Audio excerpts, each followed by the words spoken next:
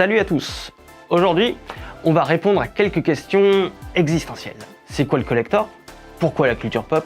Quand sortira le prochain numéro? Vous aviez raté le début? Pas de panique. Récap des épisodes précédents. Au commencement du commencement, on fait ça.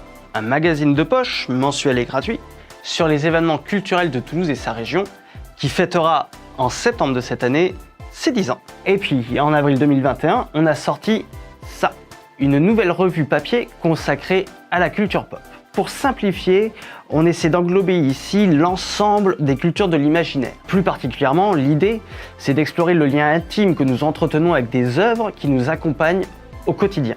C'est d'ailleurs la note d'intention du premier éditorial de la revue. Parce que la culture pop s'impose aujourd'hui dans l'ensemble de nos activités. Omniprésente, elle s'insère jusque dans nos souvenirs. Nous rejouons à des jeux, revoyons des films, relisons des livres, réécoutons des disques, parce qu'ils nous remémorent des moments passés tout en créant de nouvelles sensations.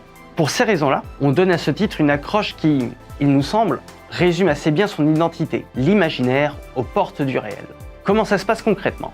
Si on prend le premier numéro, on y trouve aussi bien des interviews, des chroniques et des analyses du classique. Mais ce sont surtout des écrits sous forme de témoignages, de vécus, d'autres qui prennent appui sur une personnalité, un lieu, pour raconter des histoires où l'imaginaire s'invite dans le réel. Le gros morceau, c'est le dossier appelé Pop Theory qui occupe une place centrale. Pour le lancement, on s'est intéressé à la mode du rétro gaming, en essayant un peu de casser cette idée qui voudrait que la passion pour les jeux rétro des années 80 et 90 ne soit qu'une question de nostalgie. Pour nous, le rétro gaming participe à redéfinir le rapport de notre société aux jeux vidéo. L'objectif n'était pas de se restreindre au seul domaine vidéoludique, mais de passer en revue les liens avec d'autres disciplines pop, de la musique au cinéma en passant par les livres et le pixel art. Bref, si vous souhaitez en savoir plus, quelques exemplaires du numéro sont toujours disponibles, on vous met le lien juste en dessous. Après ce galop d'essai, on a eu envie d'élargir le champ, de repousser un peu les limites, de viser beaucoup plus haut. Comme dirait un certain Buzz l'éclair, vers l'infini et au-delà.